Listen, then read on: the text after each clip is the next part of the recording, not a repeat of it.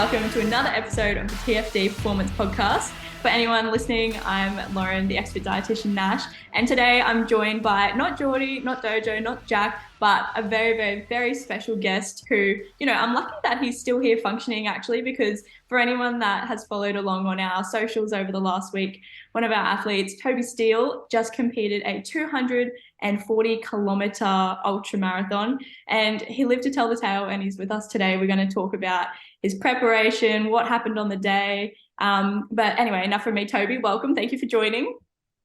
Thank you for having me. No worries. I feel like until we just hopped on this call actually a bit off air, we hadn't even had a proper, check-in in terms of how it went. So it was really nice to get a bit of a quick brief overview of how it went. Obviously, I've had Geordie's recount of the story, but I'm looking forward to talking to you a bit more about it today. I guess first things first is, how are you feeling? How have you pulled up from that event? It's been about a couple of days since you finished. Just talk to us about how you're feeling right now. I'm feeling good at the moment. Today's probably like every day I'm getting better. Because generally the day after is probably the worst day. You can barely move, and sometimes you can barely eat and sleep. So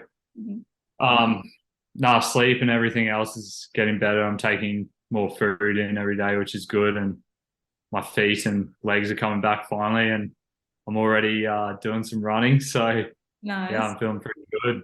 No, that's awesome. And for anyone listening who maybe's not heard of the event before, or actually hasn't been listening or following our socials and has no idea what I was just talking about, could you just give everyone a bit of a description of what the event was, what it entails, the selection process, and I guess why on earth you decided to do it?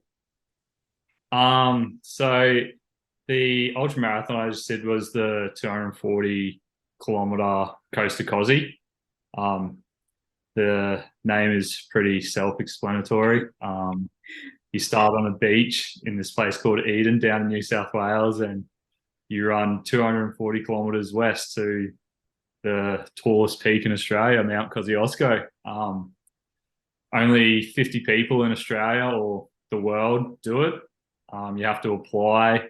You have to list all the races you've done in the past 12 to 24 months, and then write a little blurb about yourself and your running career. My race was kind of, it was a bit unplanned. I had a friend, one night I was out having some drinks actually, and a friend of mine, he told me about the race, and I was like, yeah, I know it. And I just said so hard to get into, and then obviously it's so hard to complete just because of and the next day I found myself applying for the race, and 2 weeks after that, the race director, Greg Wallace, gave me a call at work. I thought it was someone trying to sell me energy. So when he spoke and told me who he was, I was kind of in shock, and then I couldn't stop smiling for a week until the field was announced, and then it felt real, and it took me 12 weeks to get ready for the race. And so you travel from Eden down on the coast and 240 kilometers to Mount Kosciusko. So it's a mix of gravel, roads, and bitumen. So it's all different, but it's kind of similar in a sense that it's like not soft surface. And then there's a lot of hills which hurt. Yeah. And then obviously you got to get up the biggest hill of them all, which is Mount Kosciusko at the end, and then run back down, and then you finish. So nice. You get 46 hours to do it. So yeah, okay. I love how all these, great athletic feats are often decided whilst intoxicated, and after a couple of things, athleticism and alcoholism, they don't go hand in hand. But sometimes the best decisions and the best events come after a couple of beers. So good on you. It was definitely on my bucket list. It was just like I wasn't planning on doing it. I wasn't planning on doing it as soon as this year. So I'm pretty lucky and pretty grateful for the opportunity that I was presented. So, yeah. Incredible. And, prior to this, so 240 kilometers is no joke, right? That's a pretty big run. What was your longest distance that you had done prior to Coast to Kosci? Prior to Coast to Kosci, I've done 100 kilometers multiple times, but I did 133 kilometers over 20 hours at the start of this year. So I had to run 100 and it turned out the full distance is 242. So about 110 kilometers more than my biggest run prior to Kosci. So huge. Yeah, it was quite big. Yeah, and you just mentioned as well, once you found out, you kind of took around 12 weeks to prepare. Obviously, that's not preparing from baseline fitness, because I can tell you right now, if I set my mind to try and run 240 Ks in 12 weeks, that would not happen. However, you obviously had a really good base there. And I suppose a good place, to start this podcast is, I guess, talking about the training and the preparation leading into it, because I think we started working together maybe about 8 weeks out. I think around 8 weeks. Do you think, is that correct? Yeah, that sounds about right. Yeah, and I remember doing, okay, we've got this, going to help this dude out. It's running 240 Ks, and I'm thinking, oh my goodness, it's a lot of, carbohydrates that's going to take. But anyway, talk to listeners through a little bit about what we did. Maybe I should get your perception as opposed to me thinking it went well, but it didn't. And you're like, nah, I hated working with you. If we think about that 8-week period leading up, what were some of the things that, you learned that you found helpful that really set you up for this race? I think the one thing I'm not really good with, or wasn't really good with prior to working with you, was being able to consume enough food for the amount of training I was doing. I was quite, I had this mindset of I could run off anything, meaning probably less than I needed to. So prior to working with you, I was consuming I was having quite a big breakfast, and then lunch was like a tin of tuna and a cup of rice, which is just ridiculous for the amount of exercise I was doing. So I learned that more is good, and it actually worked well with me. My sleep improved, my recovery improved. I had a lot of energy left at the end of long runs, even 50-kilometer runs. I'd feel like I could go for much further. So just being able to know that more food isn't bad is probably what I learned most. Yeah, no, that's important. And I think, I speak to a lot of people about it as well, because there's that misconception that, okay, if I eat more, I'm just going to gain weight. But of course, context is key. But for someone like yourself, the more food you put in, the more energy you there have. And then the more energy you can expend on your exercise, which is then going to obviously improve performance. But like you said, recovery, sleep. And I still actually remember, I think maybe 2 weeks in or something, you said, oh, at what point am I actually going to start recovering? And I'm thinking, okay, please trust the process. I'm sure it's going to get better. And obviously we got there eventually. But, like you said, it wasn't just focusing on your training nutrition, but it was also having a look at your overall nutrition and what you're eating outside of training really does matter. Because even though someone like yourself, you're spending a lot of hours every week training, right? So your nutrition during or and after training does take up a large portion of your day, but so does the whole 24-hour period as well, especially for someone with a goal like yourself. So you really committed to that. You trusted the process of, reviewing the day-to-day diet as well as training. And I guess something that we started pretty early on was I got you to fill out a bit of a training journal every week. So we'd have a weekly chat, we'd kind of come up with a game plan for the weekend, and then you were very patient, and you took the time to write a little bit of a reflection after each training session. And I think that really helped us to kind of dial in on, how we could formulate that plan towards the end. We kind of decided what worked well, what didn't work well. Do you think that helped at all in terms of preparing for the event? Yeah, I feel like it did, because you put the numbers down on paper, and you have the knowledge to be able to work out how much water weight I'm losing per run. And you put a number to it, you realize that how necessary fluids in particular are during a run. Because there was one run where I lost, I consumed nearly 5 liters of fluid, and I still lost 6 liters. So it's knowing that and putting it down on paper, and having you being able to figure it out and tell me you've lost this much, so you still need to pick it up and make sure we're taking in enough fluid. That helped a lot. I think just and it helps being accountable as well. When you have someone like yourself who's working with me, it's good to work with them rather than not against them, but if I'm not filling that out, there's not really getting information to help me improve. my running. So Yeah, no, and I thank you. feel like I know it can be a bit of a pain. yeah, I feel like the work ethic needs to be reciprocated. So I Yeah, tried my best to that's a good point. That's a good point, and I appreciate it because you were a pleasure to work yeah, with the whole way through. And I think it was a team effort. Obviously, yes, I'm the one that has the background, but without your input and without actually trialing what we were doing and trying different things and suggesting other things as well, I don't think we would have come up with what we did come up with. And as we'll mention, a little bit later on, the plan didn't exactly go to plan, and that's to be expected with any event, yeah, especially something as long as your event. But yeah, coming into it, we did formulate, like you said early on, you're a liquids guy. You much prefer yeah, liquids as opposed to solids. And the base of yeah, our plan that we did have coming into the event was based off, maple syrup, tailwind, some gels, and then maybe some solid food at checkpoints if you could get them in, which, we'll talk about in a second. But I think, yeah, it's really important through training. We did kind of come up with an hourly carbohydrate goal, a sodium goal, yeah, and a liquid goal, which was, again, just a goal, not a black and white number. But I guess, moving through that preparation, it was really helpful. Like you said, both ways, we both learned from each other and came up with a pretty decent plan moving forward. I guess, that was the 8 weeks prior to. Let's talk briefly about that week leading up to the event. I know we did a bit of a carb load. You also had to drive from Queensland down to New South Wales. It's a lot of hours sitting down when you're about to, be on your feet for almost, 40 hours. So talk to us a little bit about that couple of days leading into the event.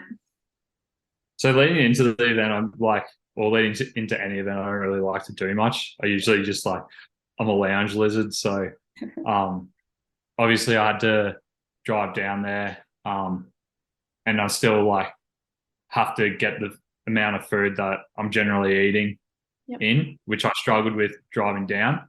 But once I'm down there, usually it's same breakfast, and then snacks might increase to fruit, a YoPro, and 1 or 2 muesli bars.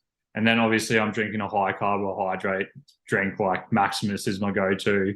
And then lunch is generally pretty big. And then dinner for the days, 2 days before and 1 day before, dinner's usually some source of protein, a heap of veggies, and 2 cups of rice. And then if I can eat that, I'm usually pretty well done and ready for a race. So it's just, you got to make yourself really full without feeling sick, but it's hard to do. And then I was so sick of rice by the end of it. So I was eating potatoes and stuff like that. So just as many carbs as possible, not exerting a lot of energy as well. I had a couple of shakeout runs. But generally just staying off my feet and eating as much food as possible and getting ready. And, a training taper and a carbohydrate load are a match made in heaven, really, because you're not depleting glycogen from training, plus you're loading it in with your pasta, rice, Maximus, all those types of things. So, even though it can be uncomfortable, at least, if we think about it, your day-to-day diet has already got a pretty decent carbohydrate intake. So at least that carb load, while, yes, it was pretty significant, it wasn't, triple what you would normally have on a regular day. So, it was good to fill up those glycogen stores before the event. And then I reckon let's get into the actual event itself. So it started Friday morning, 2nd of December, wasn't it, the date? Yeah, so it started on Friday. Generally, because I've eaten so much food in the days leading up, I don't really have a big breakfast. So, but obviously because I'm about to run 240 kilometers, it's still good to get some source of food into the body rather than just starving yourself. So I had, I think, 4 Wheat Bix and some maple syrup with some fruit. And then just some water, just to stay hydrated. And then I had 24 kilometers to do unaided, so I wouldn't see my support crew, and I wouldn't be able to refill my fluids or gels. So I had to carry about 2 liters of fluids. I did consume all the fluid, and I think 2 gels in that 24 kilometers. But I think an issue that arises that I had already consumed so much fluid and stuff like that. I kind of got sick of it really quickly. The maple syrup and the water was out the door by 10 o'clock, so 4 hours or something into the race. I was over it, Yeah. and I just needed some plain water. And then the days were relatively hot, so I think that played a factor into the maple syrup as well. And then from there, it was pretty much tailwind, 2 scoops of tailwind with like 500 mils of water, and then 500 mils of water by itself, and then just salt tablets, usually one or two. One, I started out having one, and then Geordie, he said we got to keep it up, so I'd have two, and then just alternate between two and one, depending on how I was going. So nice. And yeah, for anyone listening, I don't think we mentioned, but Geordie, the flight dietitian, he was down with Toby in New South Wales, crewing him and, shoving nutrition down his face when he didn't want to. It was great. He did 120 kilometers as well. So yeah, I know. MVP. So, and also our videographer, Billy, did he end up doing around 50 or 60 kilometers with you? yeah, he did. I think he did 59 or something. So it's pretty amazing when you don't even want to try, you can get pretty fast. So yeah, exactly. Because I'm sitting at home, checking the leaderboard and hoping, okay, he's still running, he's checked in through here, blah blah blah. And because I didn't really have much correspondence with you during the race, and then I see George post, and I was like, okay, sweet, yep, awesome, yeah, they're still running, they're still going. It's still moving forward. Yeah. When you said this morning, that you got sick of the maple syrup, I was just like, I thought maple syrup was going to be our go-to because, you were smashing maple syrup on 5-hour Saturday, 5-hour Sunday runs, no worries. But then, the conditions, I think, on the day were a lot warmer than we anticipated. So I think you mentioned the conditions were a lot hotter than normal, kind of turned you off the maple syrup. But again, Geordie was there, both of you adjusted on the fly. And that's really important during these endurance events because having a plan is great. And that's what you should definitely have. Having a plan is better than no plan, but also having the resources and the capacity to change when needed is a huge bonus. And Taylor, you had the unflavored one, and did you have mandarin or? Yeah, mandarin. Yeah. At least as well, in terms of not getting sick of it, you kind of had the plain one and a flavor to rotate between as well. And talk to us about your hydration. So obviously you had the salt tablets in there. As far as I'm aware, you didn't cramp once, did you, on that whole 240K race? I didn't cramp once, no. That's pretty impressive, I think. 240 Ks, it was, 26, 28 degrees during the day and then down to 6 degrees at night. Those changes in environmental conditions, sweating, exercising for that long, a perfect habitat really for cramps to come on. But I think that the fact that you didn't have any, I know you've mentioned in the past that you don't typically struggle with cramps. Yeah. But I think, a great ode to your physical conditioning and also your hydration. So both you and Geordie told me that throughout the whole event, your urine was clear, which is great in terms of, bright yellow, meaning you were dehydrated. Talk to me how you think your hydration went throughout the whole event and, what went well and maybe what could go better in future events. I think my hydration was pretty good, even though I thought my nutrition could have been better, like solid wise, but I feel like I knew that if I wasn't having solids, I needed to be having something else to keep me going. So that's why I actually tried to consume as much fluid as possible. And I think you need to be aware of that. Like, I doubt anyone would ever get sick of fluids during a race. So it's like, but if you do, it's like you have the solids to rely on. Mm-hmm. So I felt like I was on top of my fluids, especially at the start of the race. I was drinking a liter of fluid every half an hour. And then obviously, as I said before, it caused me to go to the bathroom like every 10 minutes, which was quite annoying, but it was better than not being able to pee, because when you aren't peeing, or like you are peeing and it's a very dark and ominous color, quite scary. And I think that's what scares me the most, is like, because I've had issues in the past where I've had the feeling of needing to pee, but nothing will come out, or like hardly anything will come out, and then it would be like really yellow. Like in the middle of this year, I had a race where I was sick, and towards the end of it, I was hardly peeing, and then I ended up in a medic's tent on an IV. So I had to make sure that I was taking enough fluid, and you have to be mindful of that, especially on days like Friday and Saturday when the heat is like a huge factor in like the race and stuff like that. But Improvements, I don't think, like fluid wise, I don't think I need to improve. I'm pretty happy with how, like, especially with the tailwind I was taking in, because usually that's like one of the things I get sick of.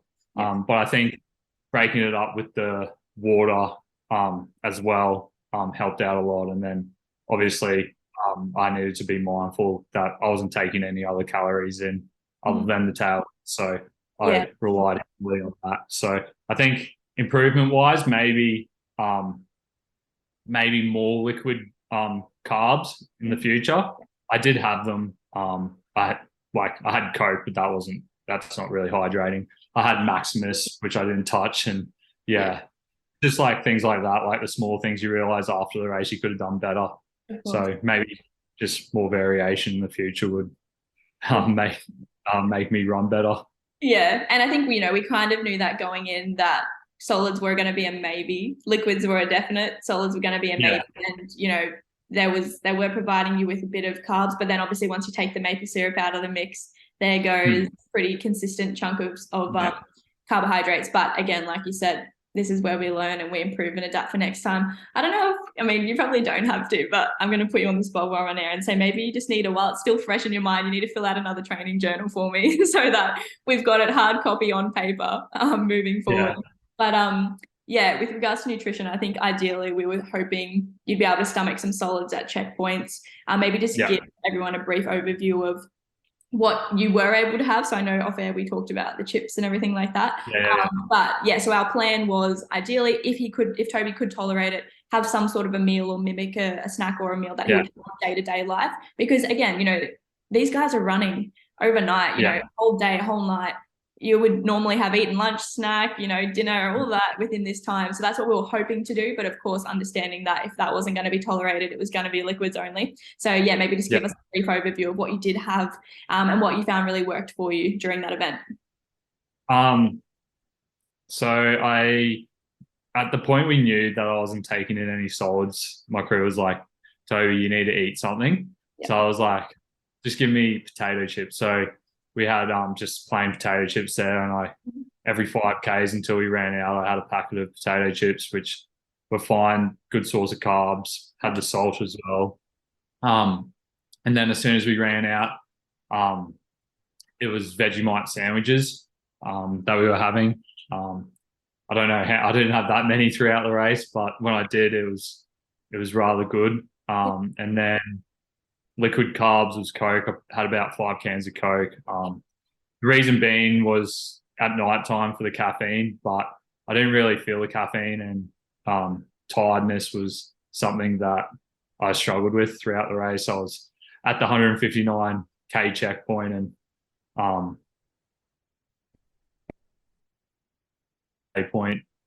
and I was just like, I considered like sleeping on the side of the road for like 10 minutes, but Billy made me run to the car, and then I just said, I'm just going to sit down for 10 minutes. And then I got up and I had a caffeinated Humagel. So that had caffeine in it. And there was one, like, they were going down all right. I had one little issue with at one point. I had one, and then it was just sitting in my chest. Like I could just feel it. And then I was like, my head felt sick, and I was like, Geordie, this isn't good. Like, I'm about to throw up. And so we just had to slow down and like wait for it to digest and then get moving again. And then from there we had Boost chocolate bars, which is one of my favorites, because what I like to do like during races and like something that makes me feel, I don't know, it's just like, it makes me feel good, is something that I enjoyed as a kid, or like when I'm sick, like have like sick in the stomach, or I have a headache, or I can't eat anything, it's Vegemite toast that I eat. So it's like you're hurting your body so much, or like depriving your body so much of all these nutrients and stuff like that, and all you can stomach is Vegemite toast. That's like what makes me feel good when I feel like that. So that's why I eat Vegemite toast or Vegemite sandwiches.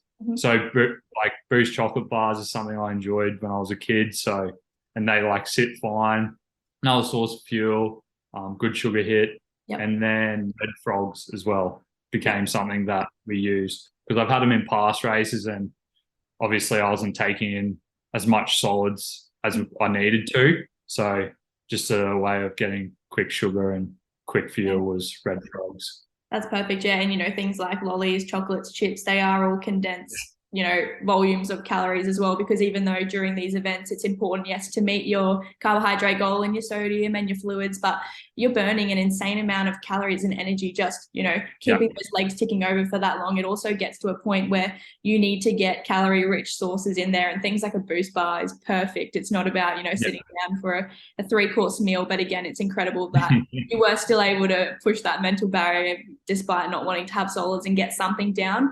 Something that I was really, really glad to hear is Geordie told me, because I spoke to Geordie before I spoke to you, obviously, that you didn't really have any gut issues. You didn't throw up during the race, which is incredible. But I did hear a couple of the other competitors, you passed, were on the road, on the side of the road, not doing too good. So I guess positive. I think that's like another thing that I was conservative in my approach is like, you got to be mindful if you're eating so much food and you're not burning it, or you have too much in your stomach, it can come out in other ways. And obviously the heat plays into that as well. I know one competitor, he had some issues from, I think, about 100 Ks to 180 where he couldn't stomach anything. And then he said the only thing he could stomach and what got him to the finish line was chocolate milk. So it's like, people find different ways to like fuel themselves and be able to find that extra energy to get to the finish line. And I was lucky enough in my conservative approach that I didn't have any gut issues. I did go to the bathroom twice, which I'm grateful for, because sometimes I've had issues where I haven't been able to go to the bathroom. So I did that. And the only time I did feel sick was when I had that caffeinated gel. But generally, if someone does throw up or something does happen, they find a way and they are able to keep going. So I was lucky in that part to not experience any gastro.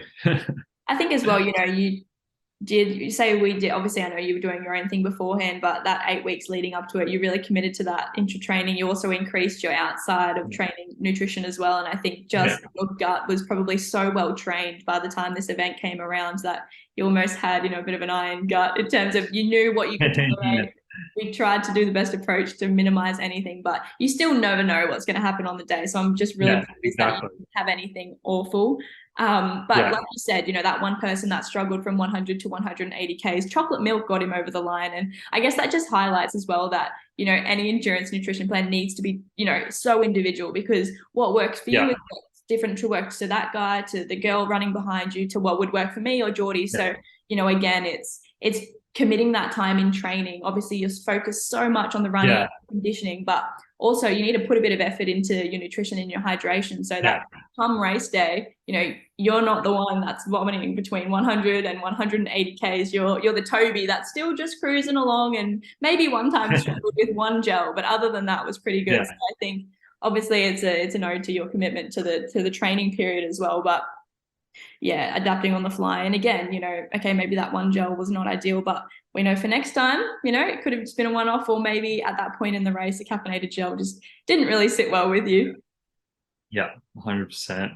I suppose like maybe we can finish off with, expectations versus reality of this event. I think I'm going to go first. I wasn't even there, but I remember the day before the race, you, Geordie and myself were on a call and we looked at the map, right, of the elevation, and we were saying, okay, it's pretty flat for this bit, and then it goes up, and then it's fine again, and then it goes up at the end. And then, I'm speaking to Geordie about it, he just said the incline was insane. So that was kind of like my expectations versus reality, as well as the temperature. But for you, let's wrap this up with some expectations versus reality in terms of the event and also, your nutrition. Expectations was, I didn't expect it to be as hard as it was. And I think a lot of people who did it and who I spoke to agree with me. And I think from an outsider's point of view, you probably look at it and you're like, it's just like running on road from like the coast to the mountain. And the only big part is climbing the mountain. But it's not like that at all. And there's a lot of hills and outside factors that come into play, and your energy's focused so much on so many different things that it's hard to like just focus on one thing. Yep. Especially with nutrition as well. Like you speak to people and like it's probably one of the reasons why we keep doing it is it's just like a puzzle that no one can ever solve, and like people will like settle in on one nutrition plan and be like, yep, this is what I do, this is how it works, and like this will get me through the race. But then you can get to a race and it like won't work.